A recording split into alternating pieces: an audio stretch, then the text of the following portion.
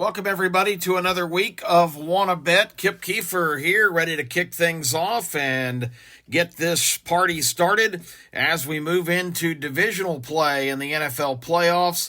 And everybody's looking forward to that after the marathon 6 games last weekend in Wild Card weekend, which produced some games of interest, but overall not very compelling. I don't think we're going to have that problem with many of these matchups this weekend, and we'll get into that. Kip Keefer is up next, one of the foremost experts, and you've been hearing all of his expertise all year here on the program. He has had a very solid, strong second half of the season, and he will have his expert analysis and picks on the division round games coming up shortly. I will also be contributing my thoughts on those games in the third segment. Have not really gotten into NFL prognostication, giving way to my esteemed colleague who is certainly more qualified than me. But watch all the teams, except for, of course, the conference champions, the Chiefs and the Eagles last week, and formulated some pretty strong opinions, so we'll pass those along as we get into the program.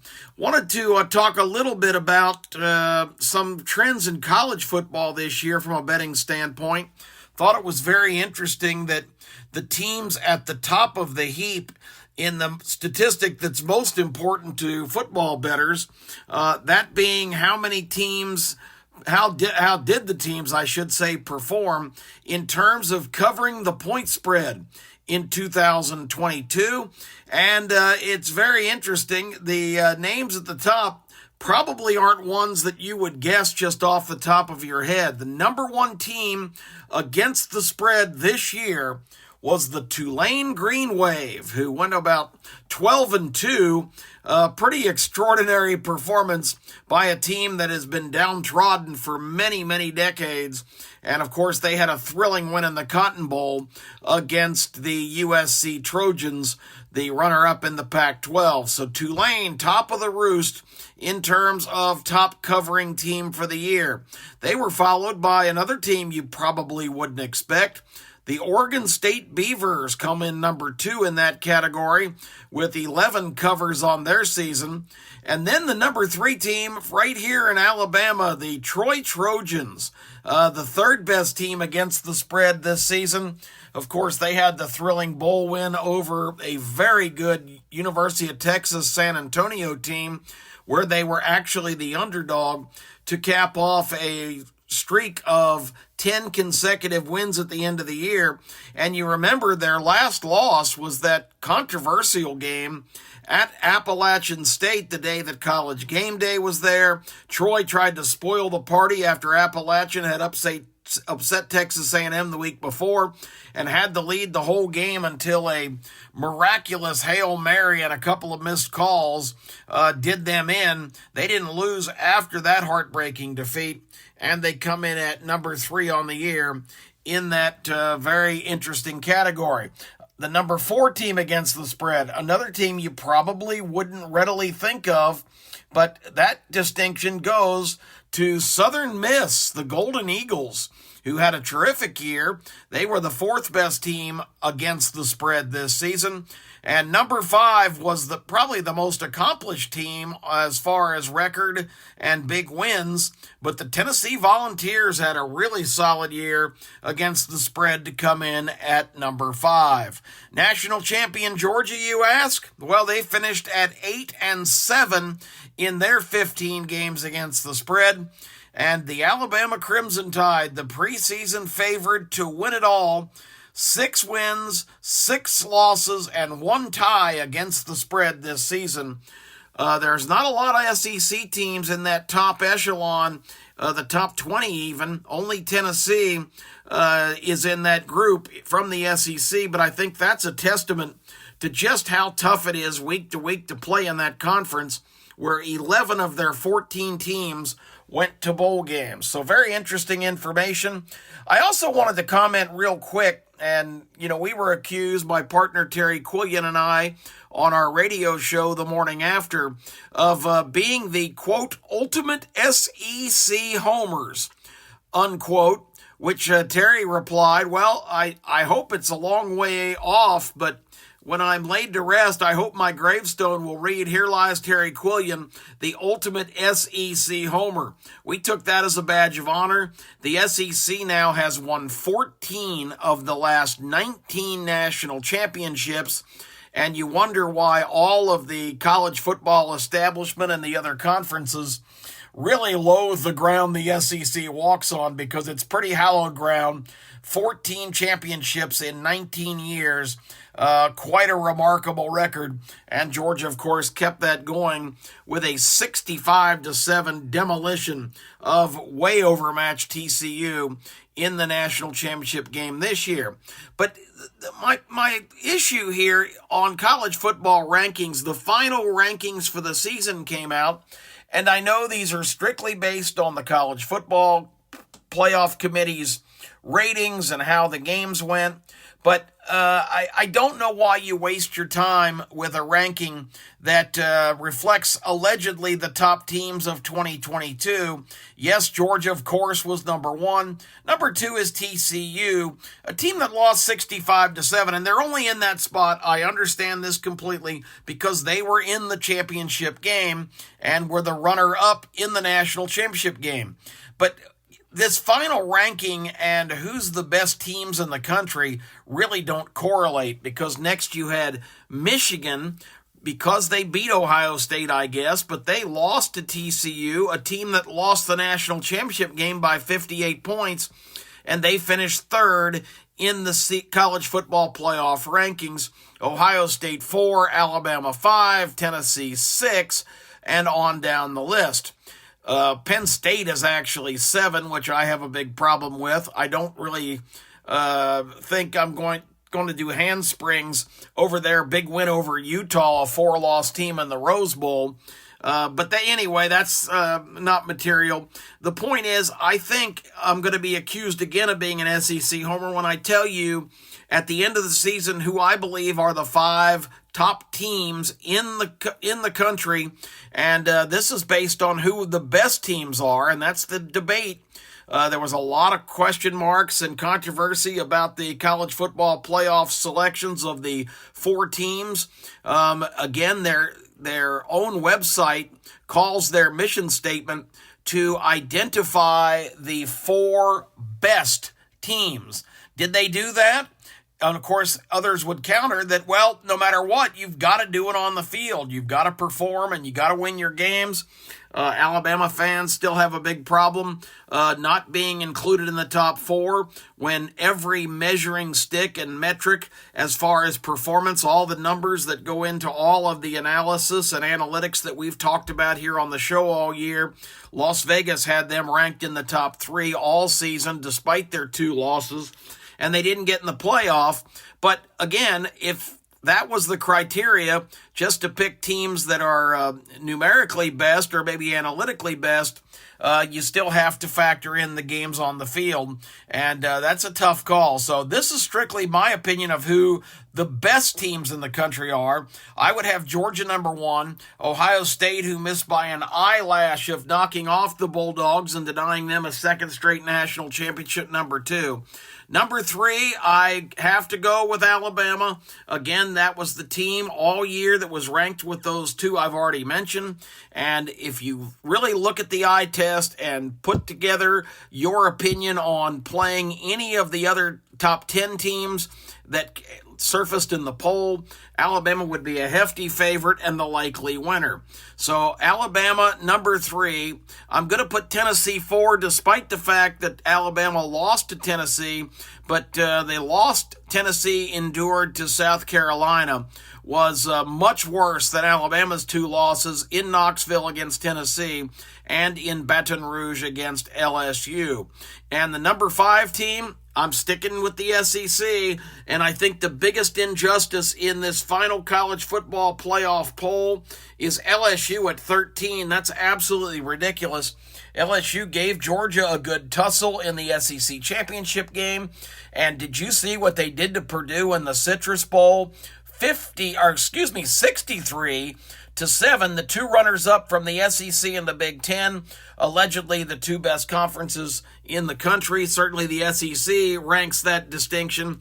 They beat Purdue, who made it to the Big Ten championship game, 63-7. So give me the Tigers from LSU in that 5 spot. Case Keefer next with NFL picks. Then stick around. I'll have my thoughts on the playoffs later on. This is Kip Keefer, and you're listening to Wanna Bet. Hey, it's Case Keefer back again for my best bet segment on this week's Wanna Bet. Not a whole lot else to talk about other than the NFL, but that's fine. This is probably the best, or at least my favorite NFL weekend of the year, the divisional round. Of course, with, for the most part, the cream of the crop having separated itself, the top 8 teams, and especially this year, some great matchups. It's going to be hard to top last week. I feel like we had a great wild card weekend. Usually, I feel like the games don't live up to the hype, a lot of mismatches, and looked that way going into it last week, but all the games turned out really well.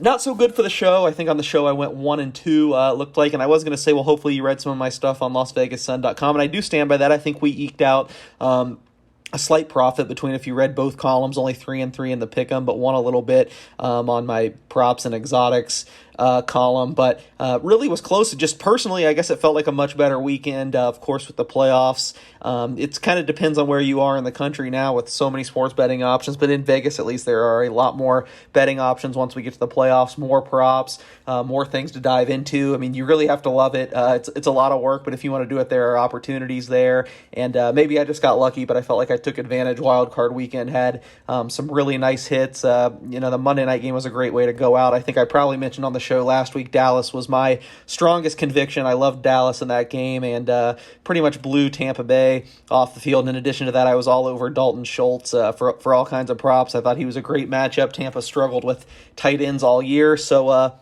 came away a big winner in that game to finish off the wild card weekend. Well, I guess the bottom line, but I got to tell you, I've been feeling dejected ever since that game. I think I took maybe not one of the worst beats in my life, but almost feels like it. This one's going to stick with me for a long time. I bet Tom Brady last week at plus 650 to lead the wild card weekend in passing yards. Like I said, a whole lot of options available for the playoffs. I figured they'd be playing for behind. I thought they were going to get, I wrote this up at LasVegasSun.com too, so you know I'm not just saying nothing that isn't true. I have proof. But anyways, the handicap was that they were going to be behind. They were going to have to throw the ball a lot late. He was going to tack on a bunch of garbage yards and should win. Plus 650 I thought was an outrageous price. I know if you probably haven't seen, you saw he wound up with 351 yards. They had a 4th and 3, and he fired some ball way too hard at the end of the game and didn't catch it. The problem with 351, I thought that would probably win it, but Josh Allen had 352, so I was 1 yard away from a really big score. I think this would have been my first or second most profitable NFL game of all time, behind I think last year's Super Bowl, actually. I just hit so much, and I felt like that one was the final piece. So I'm still pretty devastated that I lost by 1 yard there, but got to put that behind us and get on to this week. Why don't we just run down all 4 games, since, like I said, it's all NFL here. I'm not going to have plays on all of them, but I'll kind of tell you, from my technical viewpoint, when I'm looking at how I see these lines going. 36, 24, and 4 on the year on NFL picks. Quite happy with that, so I'm not going to risk it by throwing any bad plays out, but I will have a play. I guess I'll throw out a play on 1 or 2 of these games. Don't love them, but let's start with Saturday afternoon. Here we go. Jacksonville at Kansas City. Kansas City an 8.5-point favorite. I think if you strip away everything else and just look at the teams on the field, I made this line Kansas City minus 7.5.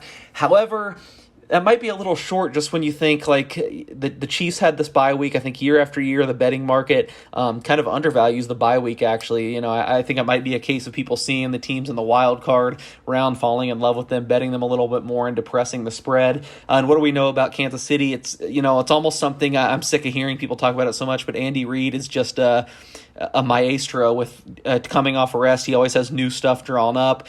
His teams have always overperformed coming off a rest, and I feel like that's a big advantage here. The Chiefs, they haven't really had to put their best foot forward. I feel like they spent a lot of the end of the season figuring some things out, not throwing the full playbook at people, making sure that all their guys were rested. They're really, really healthy going into this playoff run. Jacksonville was kind of the exact opposite. They've been fighting every single week. They had to win all these games just to get here, and then you saw, of course, falling into that huge hole against the Chargers. I feel like there's nothing they can hide.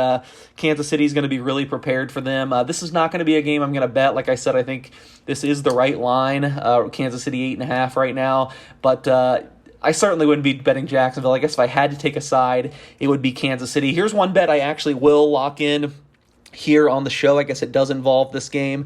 It almost seems too easy, and that can never be good. And I'm sure a lot of people are on this. I believe we talked about it on the opening segment once, and I think I even bet one earlier in the year at Lost. But really, the teasers are typically a really bad bet. The one exception is if you can move through both the 7 and the 3. Those are the two most common final margins of victory in the NFL. If you can cross both of those and get a teaser that pays preferably minus 120 or left, minus 125 might still be slightly a profitable bet. But if you can get through the 7 and 3 at the 6-point teaser, 2-team teaser, it's usually a good bet. I think you should be able to find a minus 20 out there. I know I have some books that do that. So I'm going to take the Eagles minus 1.5 with the Chiefs minus 2.5.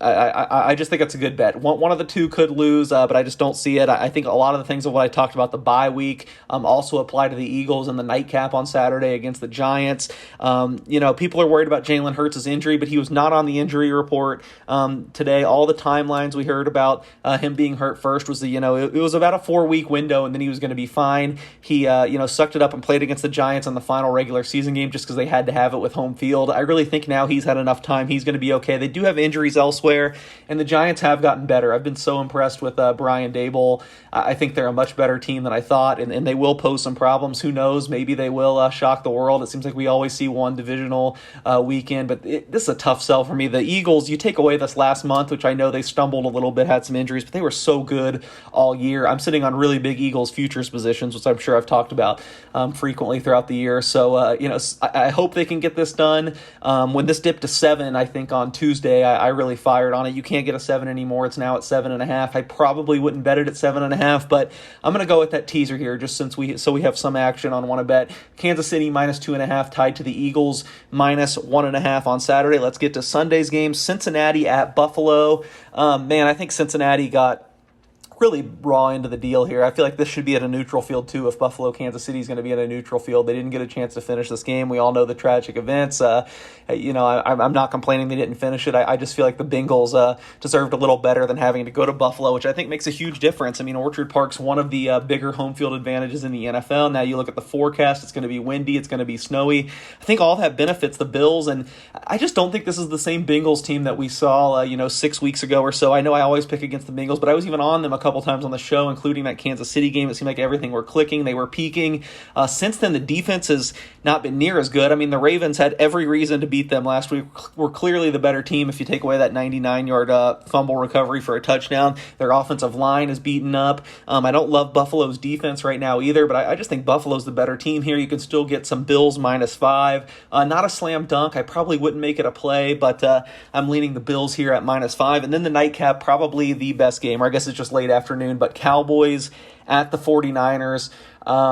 Just to lay it out there, I really need the Cowboys in this game. The 49ers and the Bills are the two teams I don't have any future exposures to that I'm very worried about. You can't really take away anything from what San Francisco has done. They've been pretty steady all across the board. I'm no longer expecting Brock Purdy to not get it done. He's got it done time and time again. However, I do agree with kind of the chatter that this is going to be the toughest defense he's seen. I think the 49ers are a little more consistent. They're easier to trust, but I think the Cowboys just have the highest ceiling maybe of anyone in the NFL. You look at the I think the two biggest margin of victories actually this year, both were by the Cowboys. Some people will write that off, it was against bad teams. Well, one of them was against the Vikings, who made the playoffs, so it wasn't that bad of a team. But, blowout wins are more predictive than close wins over time. And I'm really high on this Cowboys team. I think 4 points is too much. I won't be betting this because I'm already have so many positions on the Cowboys. It's tough having to go to San Francisco, so I wouldn't be surprised if they do it again. But I'm really knocking on wood and hoping the Cowboys can get this done. Let's just lock it in as a play on the show. At least I'm going to go Cowboys plus 4 to go with our teaser tying Kansas City and Philadelphia together. Best of luck on this NFL divisional round weekend. Hey everybody, Kip Keefer back to talk football and give you some best bets on the weekend. And as you know, if you've watched the show or listened to the show throughout the year, my specialty on this segment has been focusing solely on the SEC. But unless I want to give you some basketball selections, which I'm not really prepared to do, although Alabama looks to me like right now the best team in the country, we'll throw out that tidbit of information. But let's focus on the games at hand and the NFL. It's Division Series weekend. There are 4 games going on. And although I've left the NFL to Kip Keefer, who just appeared in the previous segment, I do want to say that we're recording these at the exact same time, so I am not privy to the information that Case gave you and the selections that he has. But again, he is an outstanding NFL expert with a 36-24 against the spread record for the season here on Wanna Bet, and even better than that in his column in LasVegasSun.com. So, with all that being said, I'm really intrigued after I give you the information that I have to see, compared to Case, if we're on the same page or not. It's going to be very interesting indeed. Hopefully there'll be some observations here that will also help you in making your selections on this weekend's game. We're on a high note. We finished 5-1 in our last 6 college football picks this year, and in the college football playoffs, went 2 out of 3, had TCU +8 against Michigan in that semifinal game, and of course missed the Georgia-Ohio State, gave the 6.5 to Ohio State, Georgia only winning that one by a single point, but then emphatically called for a Georgia blowout. Maybe I didn't expect a 58-point spread, but I certainly thought Georgia would win big, and they did that for you, so I hope a lot of folks got to the bank with the proceeds from that one. Let's go to the NFL and look at this weekend's games. The Saturday games involved both the conference champions who had a bye last week. The early game is the AFC champion, the Kansas City Chiefs, coached by Andy Reid, who does a tremendous job of preparing his teams, particularly when he has a bye week. I think Andy Reid and the Chiefs will be ready to go at Arrowhead, one of the best home field advantages in the league. And they play the upstart Jacksonville Jaguar. And let's say this, let's give Kip Keefer some credit. 2 weeks ago here on the show, I asked him, who are the sleepers in the AFC? Is there anybody who can cause turbulence for the big 3? Of course, that's Kansas City, Buffalo, and Cincinnati. On paper, they look like the 3 dominant teams in the conference. And the 2 teams he mentioned were these Jacksonville Jaguars, which at the time had not even secured a playoff berth. They had to win a dramatic game against the Tennessee Titans just to get in the playoffs. And then last week, after being totally outplayed by the Los Angeles Chargers in the first half, Trevor Lawrence threw 4 interceptions in 2 quarters. It looked like an absolute disaster for Jacksonville. But then the Chargers did what so many teams do with a big lead. They just kind of tried to pull the air out of the ball, I guess is a good basketball term, and just run clock, and they got away from it being aggressive on offense and stopped making plays, and Jacksonville came back and chipped away. A couple of very timely penalties against the Chargers helped the Jaguars, and they ended up kicking a field goal on the last play of the game to knock LA out of the playoffs. So now they are in Kansas City, not the Chargers. Would have been a much better game, in my opinion. The Chargers and Chiefs have had 2 really good tussles this year. But it'll be the Jaguars. The Chiefs went to Jacksonville earlier in the year and pretty much slaughtered Jacksonville, but that was at the time when the Jags were still kind of trying to find themselves. They were struggling. They've put together a magnificent second half of the season to get to this point. I don't think they're going to roll over, but I think this is just too much of a challenge for a very young team. I like the Chargers in this game. They are a 8.5-point favorite, and I think they cover that spread somewhere in the neighborhood of 34-17. I like Kansas City to advance to the championship game. The other game on Saturday night is the Philadelphia Eagles coming off their bye week, which gave Jalen Hurts another week to heal up for the Philadelphians, and they will host the New York Giants, and this is a scheduling oddity. This will be the third time these two teams have played in the last 7 weeks. Both the regular season games were late in the year, including the finale in Philadelphia a couple of weeks ago. The Eagles just rolled to a big lead at halftime, and they too kind of mailed it in the rest of the way, took a lot of their guys out. They did hold on and win the game 22-16, but just a couple of weeks before that in New York, when the Eagles were fully healthy, they absolutely dismantled this Giants team, and you got to give the coach Daboll at New York tremendous credit. He inherited a really shaky outfit from the last couple of years. He has them here in the playoffs, but I don't think they match up very well with the Eagles. I think the Eagles are a much better team.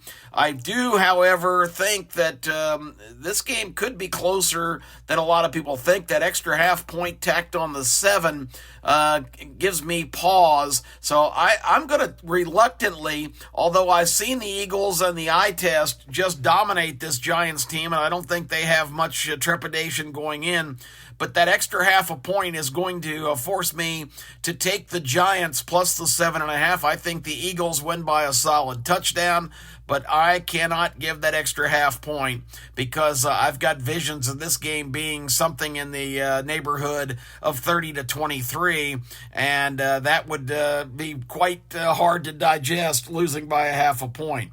Let's go to the Sunday games and look at those matchups. The first, of course, is the Buffalo-Cincinnati continuation game. Not really, but the game, of course, a couple of weeks ago in Cincinnati. Great opportunity for the Bengals to really improve their playoff position, and the game only made it into the halfway mark of the first quarter before the tragic events with Damar Hamlin and the cardiac arrest on the field. The game was rightfully suspended, but it's kind of a really tough thing for the Bengals to have to go to Buffalo here when they had the Bills on their home field and were off to a great start with a 7-3 lead and driving again. Cincinnati's offense was having their way, and just the early trends of that game, it could have turned into a great shootout back and forth had it been played out. But I really think it's a raw deal. The NFL's already made an accommodation for next week's championship game if Buffalo beats Cincinnati. They didn't think it was fair to bestow the Chiefs home field because Buffalo was denied their opportunity to earn that distinction. They beat the Chiefs earlier in the year head-to-head. So that would have necessitated Buffalo getting to host the game in the tiebreaker. So the game will be played at a neutral field, which is very unusual, like a bowl game. This is Peach Bowl, too, because it will be in Mercedes-Benz Stadium in Atlanta. If Buffalo beats Cincinnati, that's where the Chiefs and Bills will play next weekend. So that being said, a raw deal for the Bengals, who in the last couple of weeks have had more injuries to their offensive line. Their defense is, I think, comparable to the Bills. I think both teams come in defensively a little bit shaky. I don't know what the weather is going to be there, but it could be very difficult conditions, as Buffalo tends to be in the month of January. The over-under on this game is 48.5, which normally I would say that would go way over because I think both teams can easily score in the 30s against one another. So I'm still going to go over the 48.5. I may be regretting that if it's a blizzard and the wind's blowing 70 miles an hour and it's in the teens on Sunday. But I'm going to go over there, and I'm going to take the Bills minus the 5 because I just think they're better suited at home to handle this assignment. And quickly, because I've rambled on too long here, the other game is the 49ers and Cowboys, which is probably the best matchup of the entire weekend. The Cowboys were very efficient in dismantling the Buccaneers, an 8-9 division champion last week, and they go to San Francisco. It wasn't that long ago where this was a matchup you knew you were going to see every NFC postseason. 49ers and Cowboys were dominant for a long time and had many of the great players in the league. Both teams have not really fallen off the Cowboys more than the 49ers, but this is kind of a great nostalgia matchup, and really on paper it's going to be a good game. The line's 3.5. The Cowboys are playing very well right now off that Buccaneer performance. Some people would argue they wobbled a little bit down the stretch, but motivation was a problem because they weren't going to catch the Eagles. They did beat them on Christmas week and in Dallas, and that was a nice win against a very talented team. So I think the Cowboys are in pretty good form coming into this game, and their defense is playing sensationally. Brock Purdy, the last pick in the NFL draft, has performed unbelievably, but this is the most pressure he's faced against a really good defense. I like the Cowboys in this game to upset the 49ers and set up another game with the Eagles in Philadelphia next week. I'm going to take Dallas in the 3.5 points in this one. That's it for Wanna Bet this weekend. We got one more edition next week as we preview the championship games and look ahead to the Super Bowl. Have a great week, everybody. Thanks for listening to Wanna Bet.